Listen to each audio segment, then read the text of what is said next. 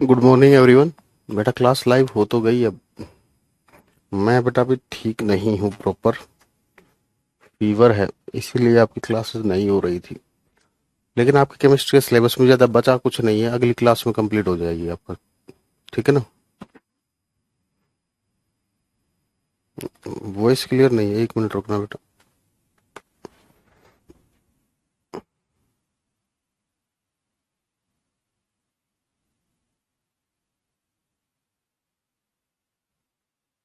बेटा वॉइस में कोई इशू आ रहा है क्या?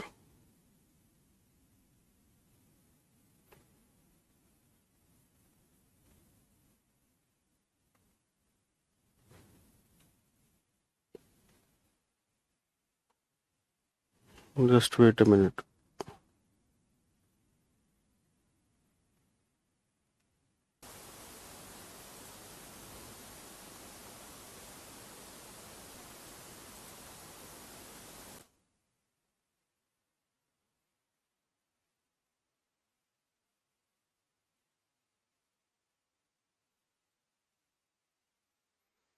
हाँ जी बच्चों बताइए, वॉइस क्लियर है आप?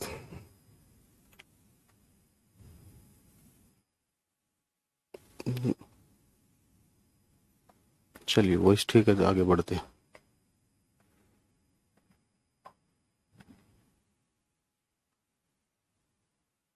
आपको सभी को भी बेटा नवरात्र की हार्दिक शुभकामनाएं। चलिए, तो फिजिकल चेंज केमिकल चेंज हमने किया था। ठीक है, तो कल शायद आपकी क्लास लगेगी बेटा। कल मैं कंप्लीट करा दूंगा आपका बैच। ज़्यादा कुछ बचा ही नहीं है आप। ठीक है, केमिस्ट्री आपको ऑलमोस्ट कंप्लीट हो गई है। कल एक लास्ट क्लास, एक क्लास और है, उसमें कंप्लीट करा दें। ठीक है।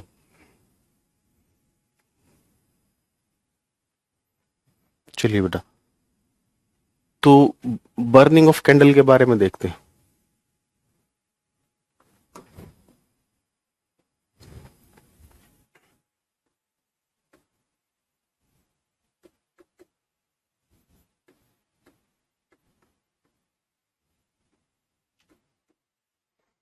एक या नहीं, दो लग जाएंगी, कोई दिक्कत नहीं है। ठीक है। Burning of candle,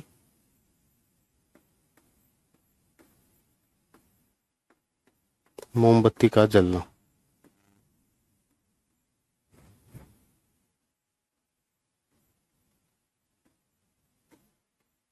burning of candle, मोमबत्ती का जलना। अब इसमें क्या होता है बेटा, दो चीजें होती है। एक तो होता है बेटा मेल्टिंग ऑफ वैक्स,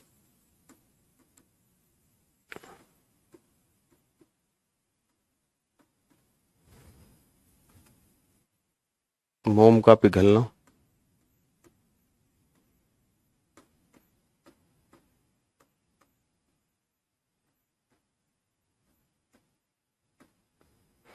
एक होता है बर्निंग ऑफ थ्रेड।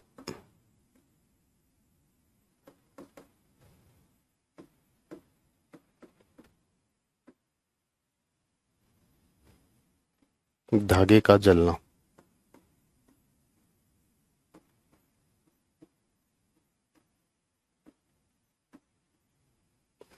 ठीक है। अब इसमें क्या है बेटा, जो मेल्टिंग ऑफ वैक्स है, मोमबत्ती, सॉरी, जो मोम का जो पिघलना होता है, मंडे टू फ्राइडे, फिर ये क्या हुआ मंडे टू फ्राइडे, तो आप बताओगे बेटा शकील? क्या मैं सैटरडे को क्लास नहीं ले सकता? मुझे आपसे पूछ के लेनी पड़ेगी ये है? आज से बेटा पहली बार पढ़ रहे हो? ओके। सिलेबस तो कंप्लीट होने वाला है बेटा, आपने पिछली क्लासेस की हैं। हम्म।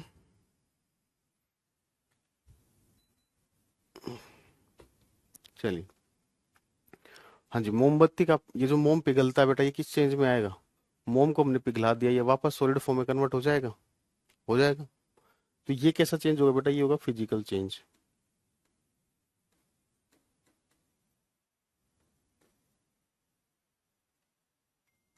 फिजिकल चेंज, भौतिक परिवर्तन।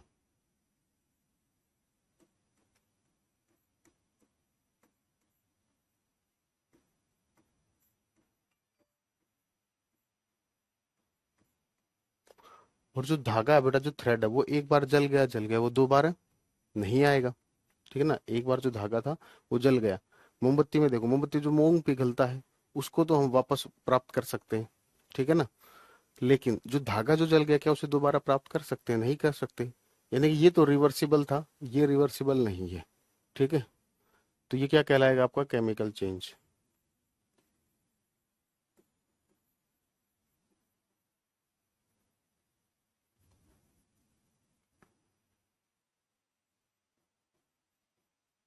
रासायनिक परिवर्तन।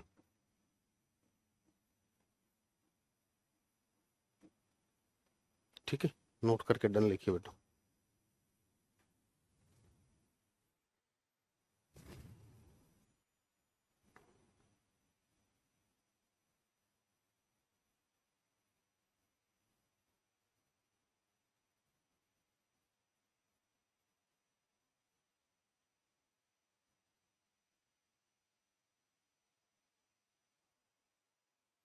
जल्दी कीजिए बेटा, जल्दी।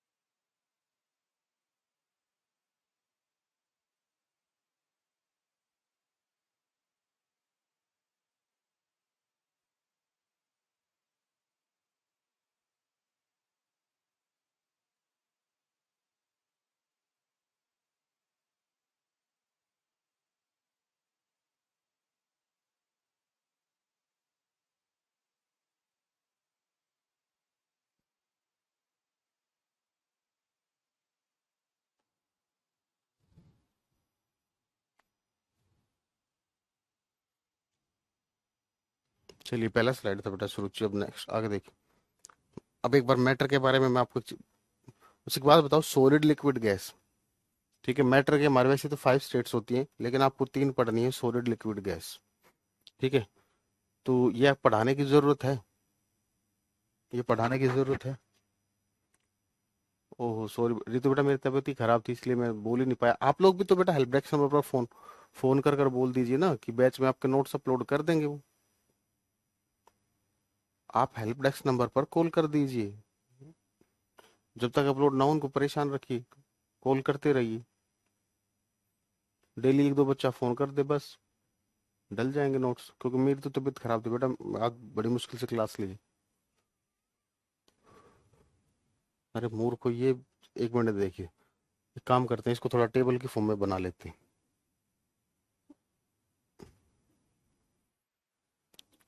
बता देता हूँ तो ये एक बार समझ लेते हैं। देखिए स्टेट्स ऑफ मैटर। चलिए पहले मैटर की डेफिनेशन लिखी, हेडिंग डालिए मैटर, द्रव्य।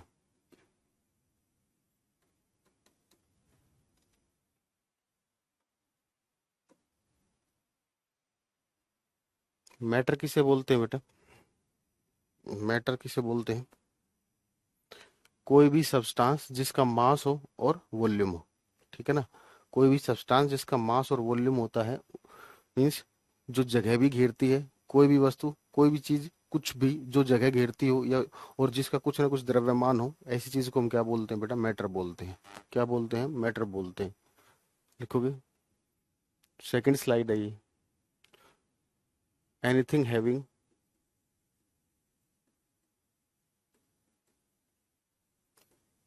Anything having mass and volume, anything having mass and volume is known as matter, is known as matter।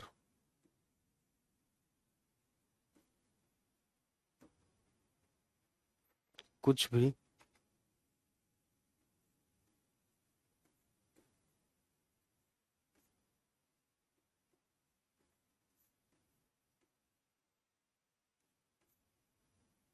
कुछ भी जिसका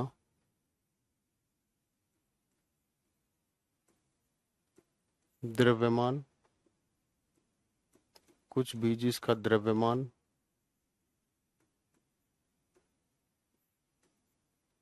कुछ भी जिसका द्रव्यमान और आयतन होता है,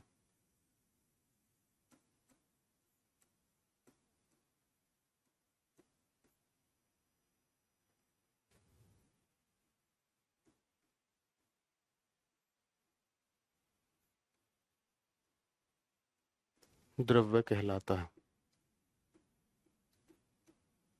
कुछ भी जिसका द्रव्यमान और आयतन होता है द्रव्य कहलाता है।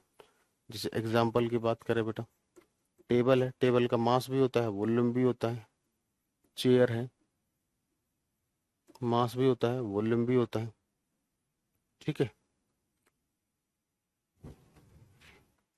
अब देखिए,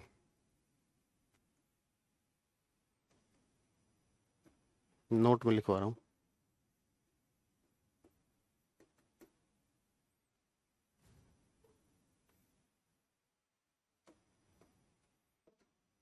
जैसे बोलते हैं हेट, लव, ठीक है ना, फीलिंग्स, स्मेल, ये मैटर नहीं है, नॉट मैटर। ठीक है, लेकिन अगर हम ये डिफाइन कर दे बेटा कि ये जो स्मेल आ रही है, ठीक है, वॉइस नहीं आ रही, ऐसा कैसे हो सकता है? वॉइस नहीं आ रही है, काजल बेटा क्या चक्कर, वॉइस तो आ रही है।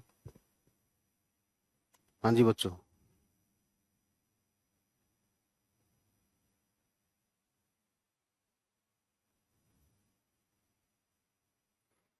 ठीक है, तो ये मैटर नहीं है। लेकिन अगर हम बेटा किसी, जैसे हम बोलते परफ्यूम की स्मेल, अगर वो ये मेंशन कर देता है कि जो स्मेल आ रही है ये किसी सब्सटेंस की आ रही है, तो जब किसी सब्सटेंस से स्मेल आएगी तो उसमें क्या होगा, उसके पार्टिकल्स का इन्वॉल्वमेंट होगा। ठीक है सर, हो गया है अपलोड, वो फिजिक्स की जगह केमिस्ट्री के सेक्शन में हो गए, अभी चेक किया बेटा, वो केमिस्ट्री का ही टॉपिक है, केमिस्ट्री के सेक्शन में ही अपलोड होगा। फाइबर टू फैब्रिक केमिस्ट्री का टॉपिक है, तो केमिस्ट्री वाले में ही ऑप्शन में होगा। ठीक है, स्लो ऐसा कैसे अब ठीक है, अब तो आ रही होगी तेज। हाँ जी, तो मैं ये कह रहा था, अगर वो आपसे स्मेल पूछता है, स्मेल मैटर नहीं है, लेकिन अगर किसी सब्सटेंस के बारे में बोल दे, जैसे परफ्यूम की स्मेल के बारे में बोल दे, तो वो जो स्मेल होती है उसमें मेंशन किया गया है कि इसके ये जो स्मेल है ये किसी सब्सटेंस की है जिसके ये पार्टिकल्स हैं। तो अगर वो सब्सटेंस के साथ स्मेल को डिफाइन करता है तो समझ जाना वो मैटर है। ठीक है, लिखोगे, बट स्मेल ऑफ परफ्यूम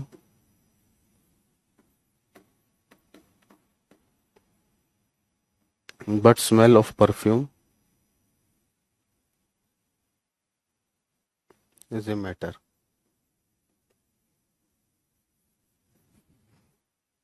ठीक है बेटा, जल्दी नोट करके डन लिखिए। इसमें हिंदी की जरूरत नहीं होनी चाहिए, लिखना तो फिर भी लिख लीजिए। नफरत, प्यार, फीलिंग्स को आप देख लेना, स्मेल को गंध बोलते हैं। ये द्रव्य नहीं है, लेकिन परफ्यूम की गंध एक द्रव्य है। बेटा आप बोलते हो मेरी इस इंसान के प्रति 10 किलो फीलिंग है, 5 किलो फीलिंग है, तो फीलिंग का कोई मास थोड़ी होता है। ठीक है ना।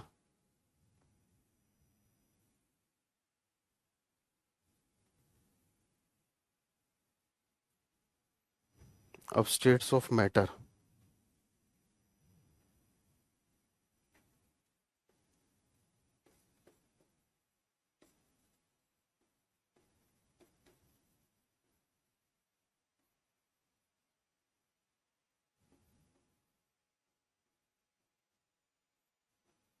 द्रव्य की अवस्थाएं।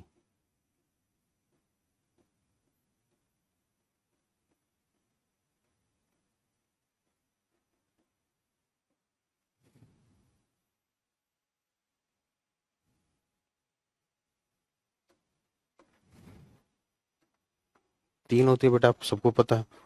सॉलिड,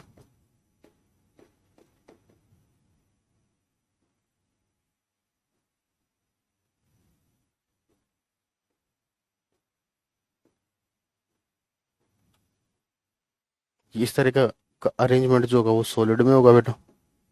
सेकंड है लिक्विड, ठोस,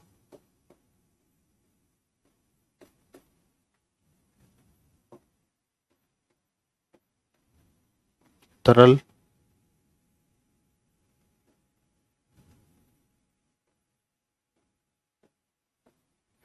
ये लिक्विड हो गया बेटा। थर्ड है गैस।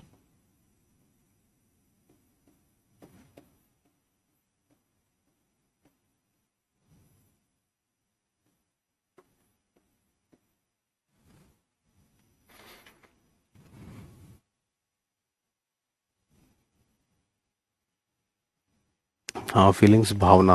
अब भावना तुम कुछ और ही समझ जाओगे, है ना। तुम्हारी भावनाएं भी तो अलग अलग है।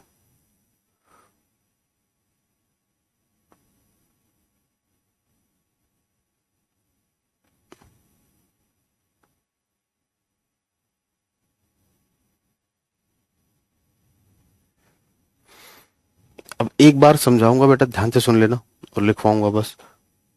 ठीक है ना, क्योंकि ये बहुत सिली टॉपिक है, मैं जीवन में पहली बार ही पढ़ा रहा हूँ, मतलब काफी टाइम बाद, मतलब कभी पहले कभी पढ़ा हो याद नहीं, अब पढ़ा रहा हूँ, लेकिन कंपटीशन में शायद पहली बार ही पढ़ा रहा हूँ ये। क्योंकि छोड़ देता हूँ मैं, क्योंकि ये आसान सा टॉपिक होता है, बच्चे खुद पढ़ लेना इसको। देखिए बेटा, अब एक टेबल बनाते हैं।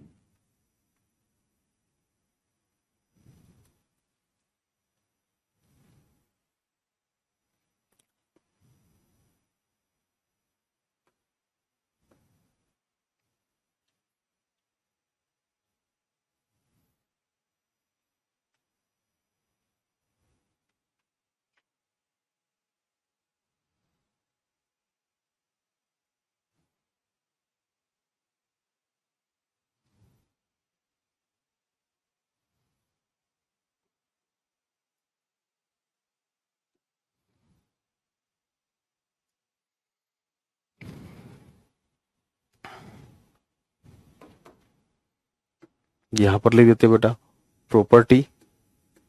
कौन सी प्रॉपर्टी की बात हो रही है? गुणधर्म।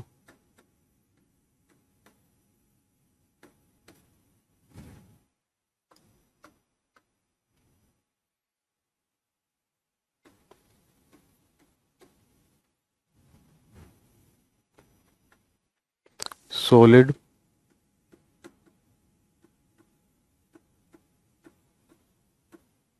ठोस,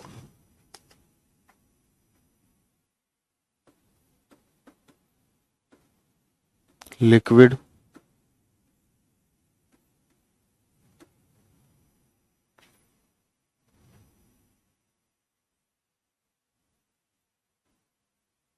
गैस।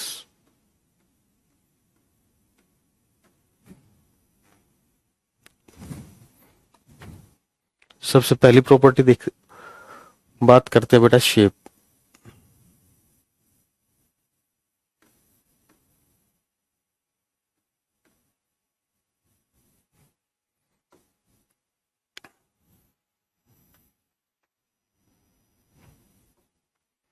आकृति,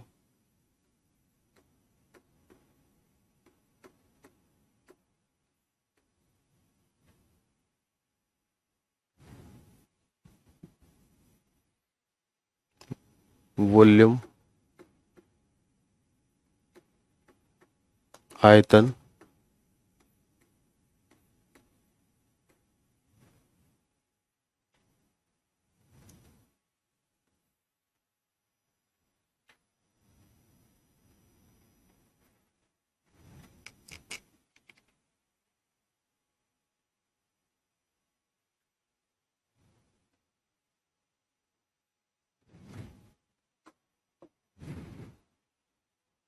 मास, द्रव्यमान,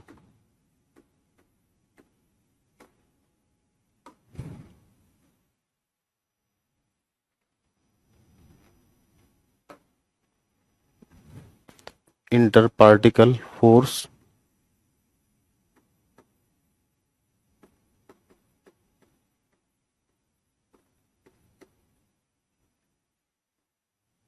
अंतः कण बल,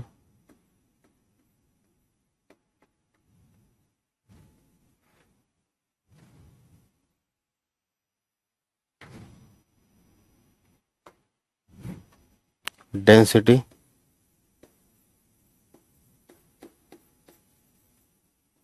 घनत्व,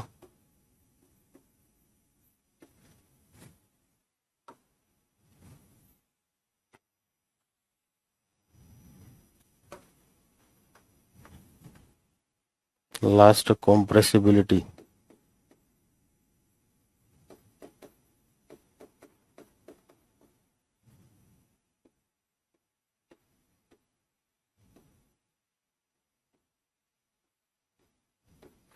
ठीक है बेटा, इस टेबल को मैं भरना, जल्दी से इसको बना लीजिए,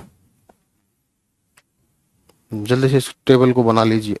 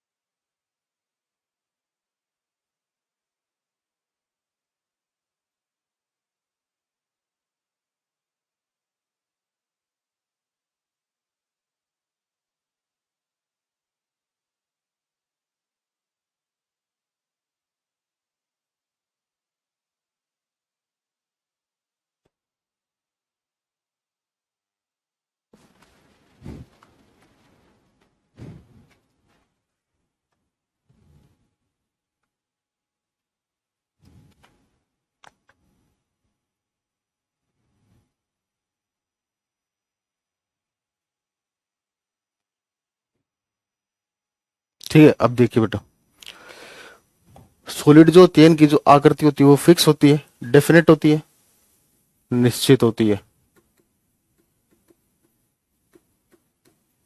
मास वाला पॉइंट तो लिखने की जरूरत भी नहीं है, इसको मास तो सबका होता ही है, इसमें लिखना क्या है, मैटर की डेफिनेशन ही यही है।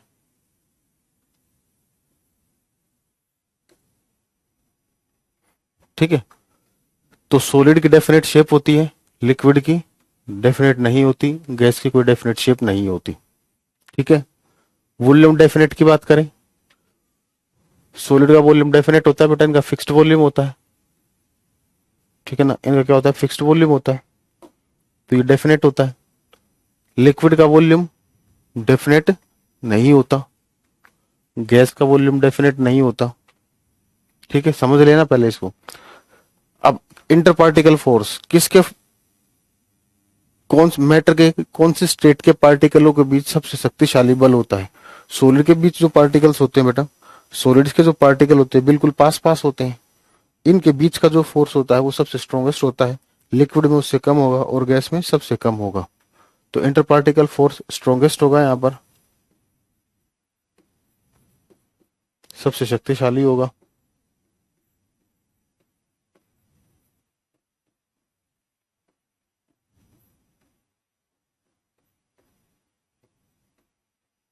ठीक है, लिक्विड के केस में मॉडरेट होगा और इसमें लोएस्ट होगा।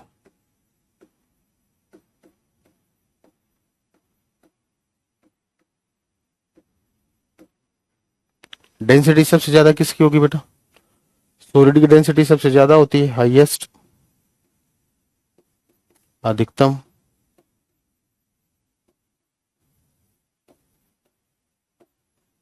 लिक्विड की मॉडरेट होती है और ये लोवेस्ट होगी। ठीक है, अब कॉम्प्रेसिबिलिटी का मतलब समझिए, कॉम्प्रेसिबिलिटी का मतलब, अगर आप फोर्स लगा रहे हो, ठीक है ना। अगर आप फोर्स लगा रहे हो, फोर्स लगाने से अगर मोलिक्यूल्स पास पास आ सकते हो तो इसको बोलते हैं कॉम्प्रेसिबिलिटी। फोर्स लगाने पर अगर मोलिक्यूल पास पास आ रहे हैं तो बोलेंगे कॉम्प्रेसिबिलिटी ज्यादा है, और कम आ रहे हो तो बोलेंगे कॉम्प्रेसिबिलिटी कम है। अब देखिए बेटा, सॉलिड के जो पार्टिकल्स हैं ये तो ऑलरेडी मैक्सिमम कांटेक्ट में है, ठीक है ना, मैक्सिमम जितना हो सकता था उतने पास में ही है, तो इसलिए बोला जाता है सॉलिड जो होते हैं उनकी कंप्रेसिबिलिटी नेग्लिजिबल होती है। तो सबसे कम होगी, यहां लिख देता हूं लोवेस्ट होगी कंप्रेसिबिलिटी, ये मॉडरेट ही रहेगी, और ये हाईएस्ट होगी।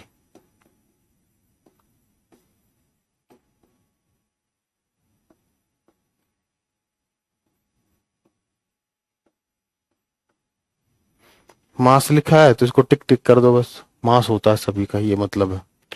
ठीक है बेटा, बताइए इसमें किसी बच्चे को कोई दिक्कत? मैं यहीं पर हूं, जल्दी बताइए, तबीयत मेरी ज्यादा ठीक नहीं है। इस टेबल में किसी भी बच्चे को कोई भी दिक्कत हो तो पूछ लीजिए।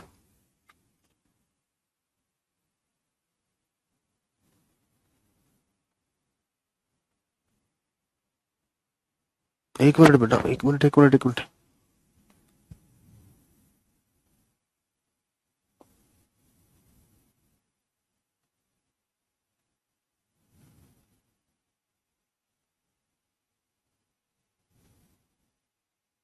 डेफिनेट शेप होती है ना।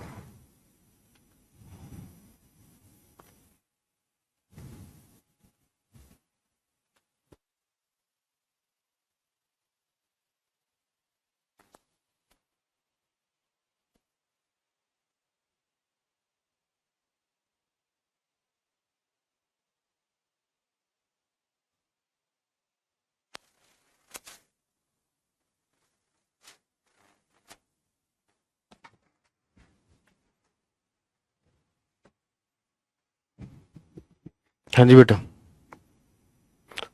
लिक्विड का बेटा, एक मिनट, एक मिनट, एक मिनट। लिक्विड का वॉल्यूम तो डेफिनेट होता है ना, ये टिक करना है इसको। वो लिक्विड का वॉल्यूम डेफिनेट होता है ना। शेप डेफिनेट नहीं होती, क्योंकि शेप तो जैसी जैसे कंटेनर में डालोगे कंटेनर की शेप को वो ले लेता है। हाँ, तो मास की जगह मैं हटाकर एक चीज ऐड करता हूं। मास वाले पॉइंट की जगह एक बढ़िया चीज लिखते हैं।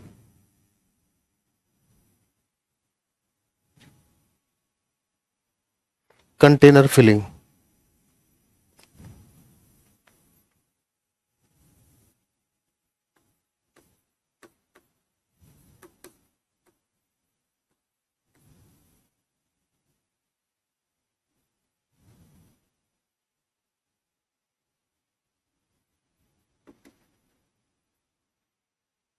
बर्तन को भरना।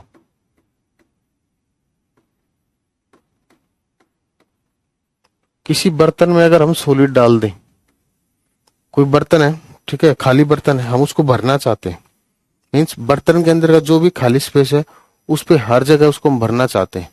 तो अगर हम उस खाली बर्तन में सॉलिड डाल देंगे तो क्या सॉलिड उस पूरे बर्तन को भर पाएगा? नहीं भर पाएगा। जैसे समझिए, अगर यहां पर मान लीजिए ये कंटेनर है, इसमें हमने एक सॉलिड डाल दिया, तो क्या वो सॉलिड इस पूरे बर्तन को भर पाएगा? भर पाएगा? हम्म, नहीं भर पाएगा ना। मान लीजिए आपने इतना सॉलिड डाला, इतना सा सॉलिड डाला, क्या ये सॉलिड इसको भर पाएगा? नहीं भर पाएगा। तो सॉलिड्स जो होते हैं बेटा, ये कंटेनर को पूरा फुल नहीं कर पाते, ठीक है ना, पूरा कंटेनर को फुल नहीं कर पाते। लिक्विड भर पाएगा? अगर आप इतना सा लिक्विड लेते हो नहीं भर पाएगा। लेकिन हाँ, गैस जो होती है, गैस कंटेनर को फुल करती है। क्यों? क्योंकि गैस के जो पार्टिकल्स होते हैं बेटा वो दूर दूर होते हैं। गैसेस के पार्टिकल्स मूवमेंट कर सकते हैं, वो भाग इधर उधर भाग सकते हैं। तो जैसे आप इसमें गैस डालोगे और इस डब्बे को बंद करोगे तो गैसेस के पार्टिकल तो बेटा मूव करेंगे, तो मूव करेंगे तो वो हर स्पेस को ऑक्युपाई कर लेंगे, तो वो कंटेनर के हर पार्ट में आपको मिलेंगे, कंटेनर के हर पार्ट में मिलेंगे। जबकि सॉलिड्स के अंदर मूवमेंट होती नहीं। लिक्विड के अंदर जो मूवमेंट होती है वो गैस के कंपैरिजन में कम होती है। जहां पर इनको डालकर छोड़ दिया, सॉलिड के पार्टिकल को एक बार डालकर छोड़ दिया, सॉलिड के पार्टिकल आपको वही मिलेंगे। लिक्विड के पार्टिकल को डालकर छोड़ दिया, लिक्विड के पार्टिकल वही मिलेंगे। लेकिन गैस के पार्टिकल को डाल के छोड़ के तो देखिए, हर जगह वो अपने आप पहुंच जाएंगे। तो कंटेनर को सॉलिड लिक्विड गैस में से कौन चीज फुल करते हैं?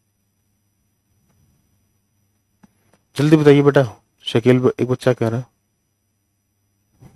शकील बेटा, बाकी बच्चे मना क्यों कर रहे हैं?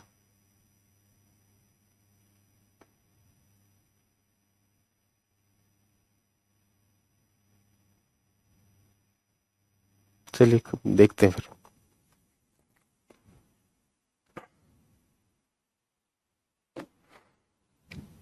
देखिए बेटा, ये है सन,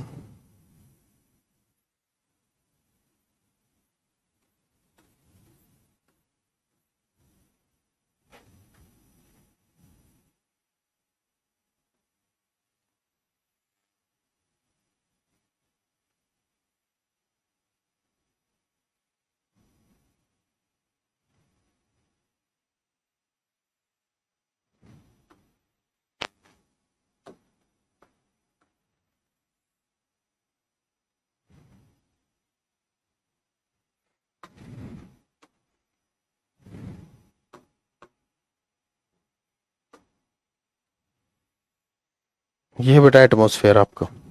ठीक है ना, ये क्या है? एटमॉस्फेयर।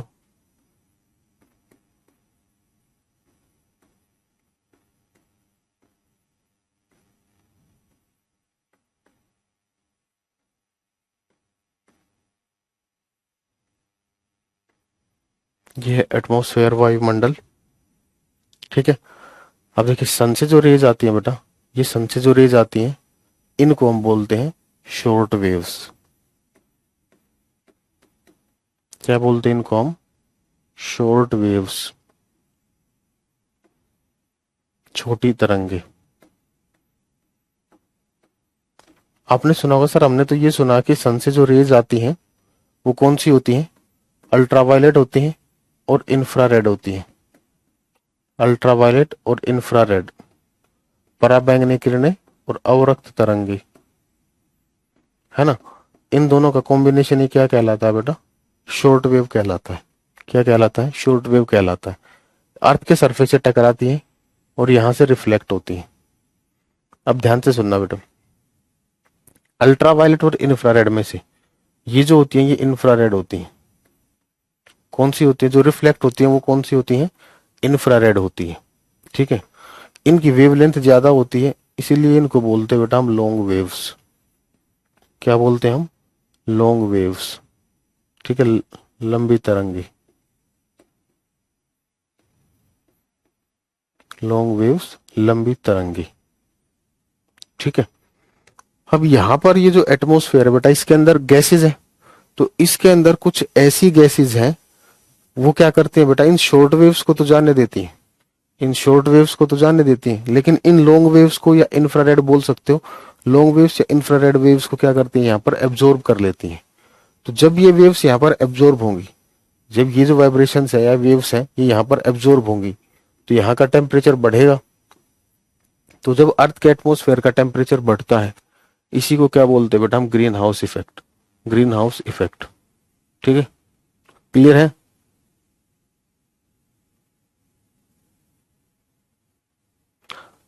अनुमा जी, मेरे पढ़ाए हुए में डाउट होगा ही नहीं। अब ये कह रहे हो ना न्यू बैच में वीडियो में डाउट होगा, तो कैसे? मेरे पढ़ाए हुए में डाउट होगा ही नहीं। अब क्लासेस तो करके देखिए। ठीक है, चलिए, तो डेफिनेशन लिखोगे। The rising of the rising of the rising of temperature the rising of temperature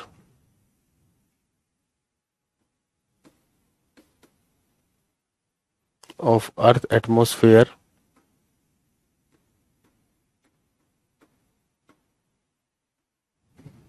the rising of temperature of earth atmosphere is due to the is due to the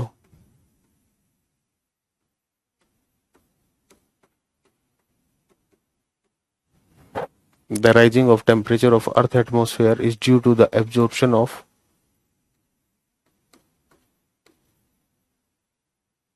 long waves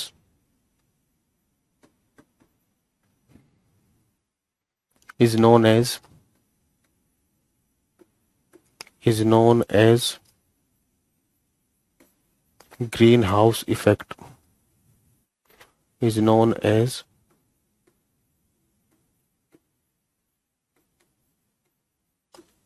greenhouse effect.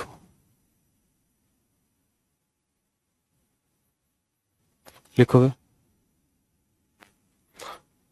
पृथ्वी के वायुमंडल का तापमान, हिंदी में लिखो बेटा, पहले बैठ के बेटा बोल रहा हूं, लिखिए पृथ्वी के वायुमंडल का तापमान, पृथ्वी के वायुमंडल का तापमान लंबी तरंगों के अवशोषित होने की वजह से बढ़ता है। पृथ्वी के वायुमंडल का तापमान लंबी तरंगों के अवशोषित होने की वजह से बढ़ता है, जिसे जिसे हरित प्रभाव कहा जाता है, जिसे हरित प्रभाव कहा जाता है, जिसे हरित प्रभाव कहा जाता है। ठीक है, डायग्राम बना के नोट करके डन लिखिए बेटा, फिर आगे बढ़ते हैं।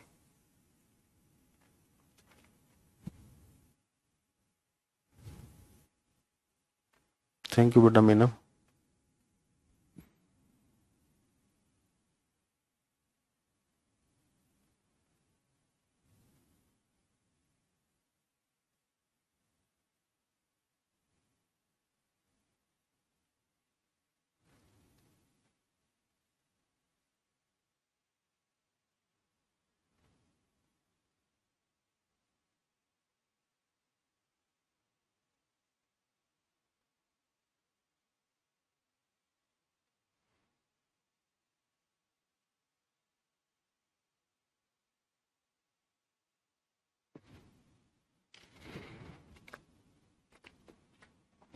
चलिए बेटा, अब मुझे एक बात बताइए, ग्रीन हाउस गैसेज किसे बोलते हैं? ग्रीन हाउस गैसेज किसे बोलते हैं? आप जो बोलोगे मैं बता देता हूँ। वंस अगेन कुछ नहीं होता बेटा, रिपीट करना हिंदी में।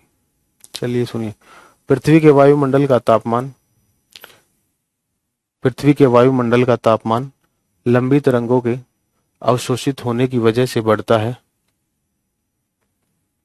पृथ्वी के वायुमंडल का तापमान लंबी तरंगों के अवशोषित होने की वजह से बढ़ता है, जिसे जिसे हरित प्रभाव कहा जाता है, जिसे हरित प्रभाव कहा जाता है। IR मतलब इंफ्रारेड बेटा, इंफ्रारेड। जीवन में कुछ नहीं पढ़ रखा आप लोगों ने। IR का मतलब होता है इंफ्रारेड, कुछ नहीं याद आप लोगों को। अब हम बात करते हैं बेटा ग्रीन हाउस गैसेज की। अगर मैं आपसे पूछता हूँ बेटा ग्रीन हाउस गैसेज किसे कहते हैं, आप पता क्या आंसर दोगे? सर कार्बन डाइऑक्साइड दे भी रहे, CFC, ओजोन। मूर्खों, ये एग्जाम्पल है, ठीक है ना। मैं आपसे डेफिनेशन पूछ रहा हूँ, ग्रीन हाउस इफेक्ट की डेफिनेशन क्या? नहीं बेटा आज ही पढ़ाएंगे, अभी देखते हैं। देखिए, जब मैंने ग्रीन हाउस इफेक्ट को डिफाइन किया था, मैंने एक चीज बोली थी बेटा कि यहाँ पर कुछ ऐसी गैसेज है, एटमॉस्फेयर में कुछ ऐसी गैसेज हैं जो क्या करती हैं, शॉर्ट वेव्स को तो जाने देती हैं, लेकिन ये जो लॉन्ग वेव्स हैं इनको एब्जॉर्ब करती हैं। वो गैसेज जो लॉन्ग वेव्स को, सॉरी, शॉर्ट वेव्स को जाने दे और लॉन्ग वेव्स को एब्जॉर्ब करे, उन्हीं गैसेज को क्या बोलते हैं बेटा? ग्रीन हाउस गैसेज बोलते हैं। ठीक है, तो हेडिंग डालोगे ग्रीन हाउस गैसेज।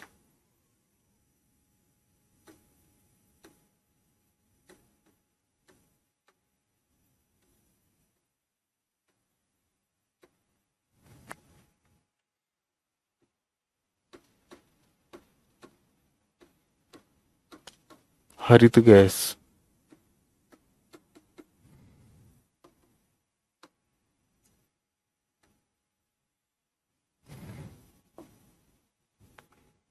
लिखोगे बेटा those gases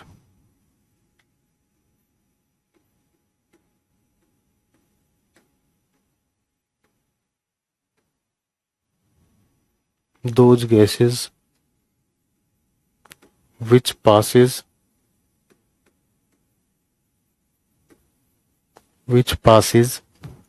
short waves,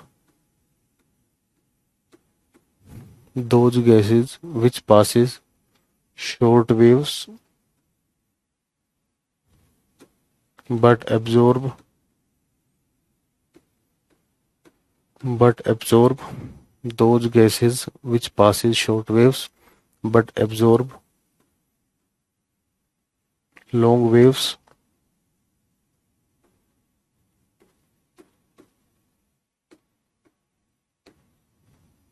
those gases which passes short waves but absorb long waves are known as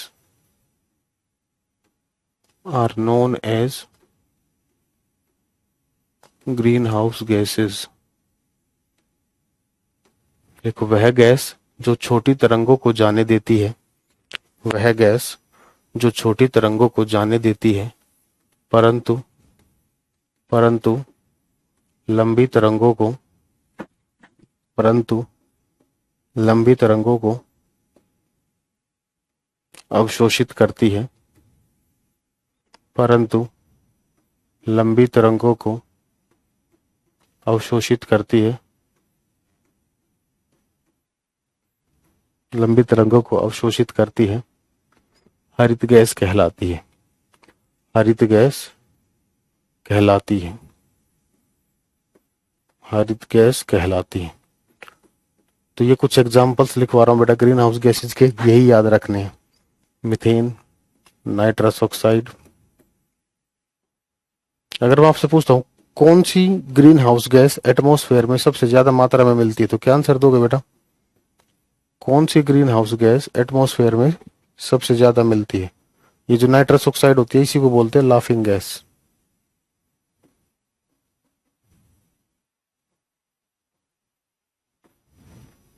हास्य गैस।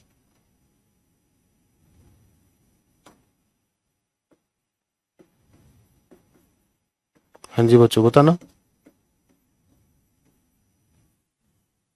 CO2, वेरी गुड, बहुत बढ़िया। मूर्खों, वाटर वेपर मिलते हैं सबसे ज्यादा मात्रा में। ध्यान से सुनना, अभी तो एक बार पूरा कर देता हूं। ओजोन,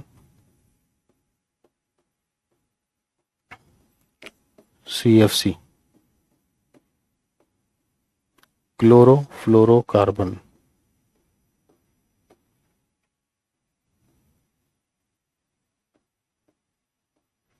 देखिए, ये हमारे पास ये 6 ग्रीन हाउस गैसेज हैं बेटा। इनमें सबसे ज्यादा मात्रा में होते हैं वाटर वेपर, उससे कम CO2, उससे कम मीथेन, उससे कम नाइट्रोक्साइड, उससे कम ओजोन और सबसे कम CFC। ये जो ऑर्डर है ये डिक्रीजिंग ऑर्डर है, घटता क्रम है, ठीक है ना।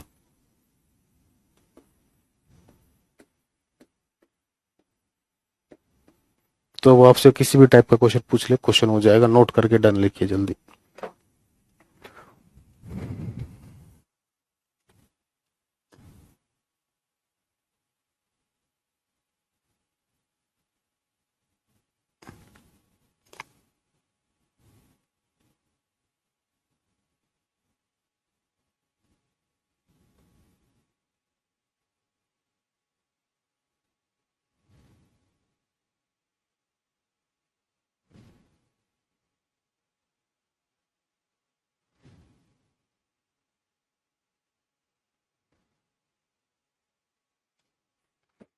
चलिए बेटा आगे बढ़े।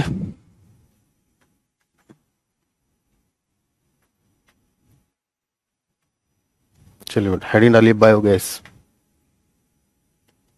या गोबर गैस।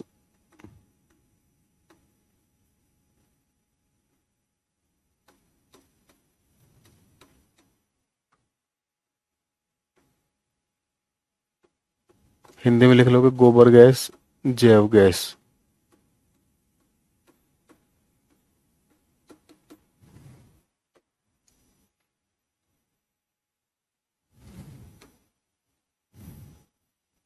तो जो गोबर गैस होती है बेटा, इसमें सबसे ज्यादा मात्रा में कौन सी गैस होती है?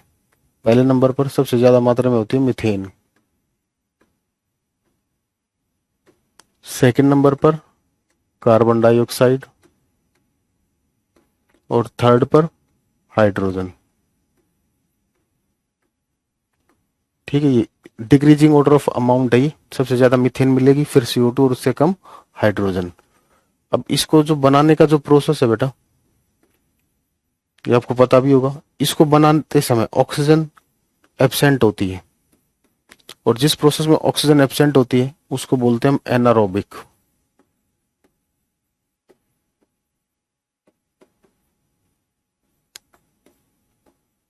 AYVA means O2 is absent.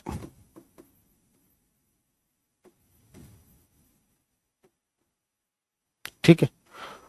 एक होती है बेटा CNG,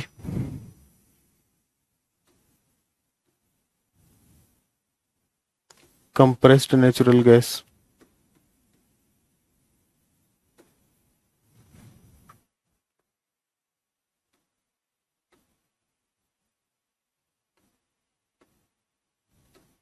इसी को बोलते बेटा हम नेचुरल गैस, प्राकृतिक गैस।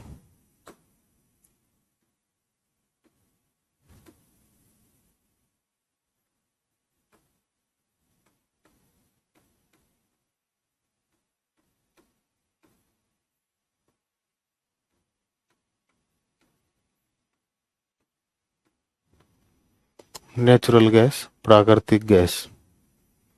ठीक है। अब एक चीज समझिए, इस नेचुरल गैस में सीएनजी में बेटा सबसे ज्यादा मात्रा में इसमें गैस कौन सी होती है? इसके अंदर होती है बेटा मीथेन। क्या चीज प्रेजेंट होती है इसके अंदर? मीथेन होती है। ठीक है। अब मीथेन के अल्टरनेट नेम्स देख लेते हैं। ये जो मीथेन गैस होती है, देखिए इसको किस किस नाम से जाना जाता है।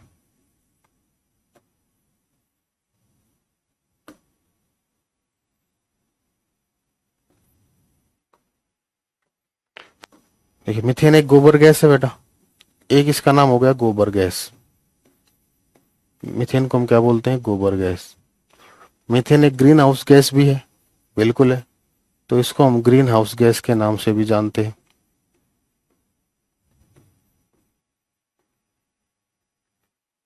तीसरा,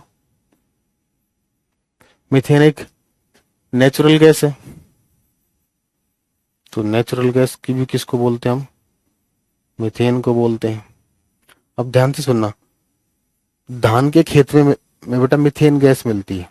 धान के खेत में कौन सी गैस मिलती है? मीथेन मिलती है। तो इसीलिए मीथेन का एक नाम रख दिया गया पैडी, क्योंकि धान को इंग्लिश में बोलते हैं पैडी। तो ये हो गई पैडी गैस। दलदल वाले इलाकों को बोला जाता है बेटा मार्शल एरियाज, तो उसी के बेसिस पर इसका नाम रख दिया गया मार्स गैस। Marsh gas. कोयले की खानों से ब्लास्ट कराने के लिए, कोयले की खानों से कोयला निकालने के लिए क्या करते हैं? उसमें विस्फोट कराते हैं, ब्लास्ट कराते हैं। तो ब्लास्ट कराने में मीथेन का यूज होता है, इसलिए इसको बोलते हैं हम कोल माइन गैस। क्या बोलते हैं? Coal mine gas. तो ये डिफरेंट नेम्स हैं। ठीक है, चलिए आज इतना ही रखेंगे बेटा। किसी को कुछ डाउट है पूछना पूछ लीजिए, यहीं पर हूं मैं अभी।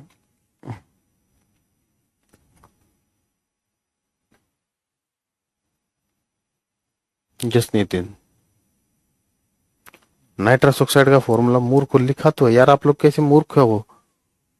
ये लिखा नहीं हुआ नाइट्रस गैस का फॉर्मूला?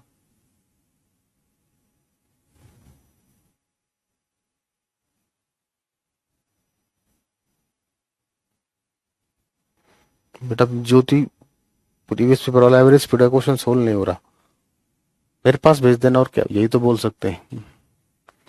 मार्स गैसेस इसलिए बोलते हैं बेटा, जो दलदल वाले इलाके होते हैं, दलदल वाले इलाकों को इंग्लिश में बोला जाता है marshal areas. MARSHIAL, marshal areas. तो उसी के बेसिस पर इसका नाम रखा गया है मार्स गैस। ठीक है बेटा Kanika.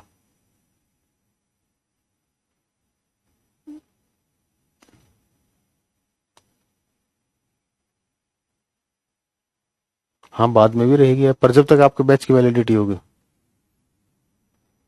Sir CNG gas car में कैसे भरा जाता है? बेटा दिल्ली में आ जाओ और देख लो आराम से, जॉब भी कर लो, छोड़ो टीचर वीचर छोड़ो, CNG पंप पर लग जाओ। सब्जेक्ट टॉपिक के अंदर ही घुस जाते हो, प्रैक्टिकल करना है बिल्कुल। कोई डाउट हो तो बताइए बेटा। ठीक है, फिर सेशन को एंड करें। बेटा मेरे पास भेज देना, डाउट सेक्शन में कोई नहीं देखता। पता नहीं देखते हैं, देखते क्यों नहीं, ऐसा तो नहीं हो सकता खैर। चलिए ठीक है।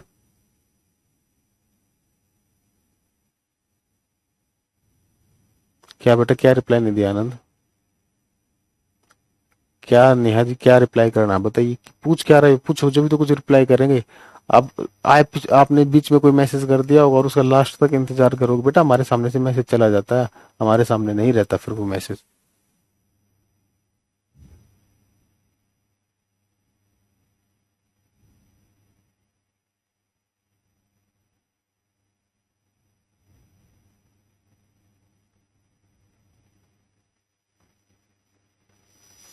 अरे न्यूली स्टूडेंट का क्या होगा? अरे बेटा आप लोगों ने इतने दिन हो गए, क्लास करके देखी है?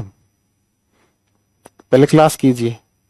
मैं कह रहा हूँ कोई डाउट आएगा ही नहीं, आएगा तो मैंने मोबाइल नंबर आपको दे रखा है, उससे पूछ लेना। ठीक है, चलिए।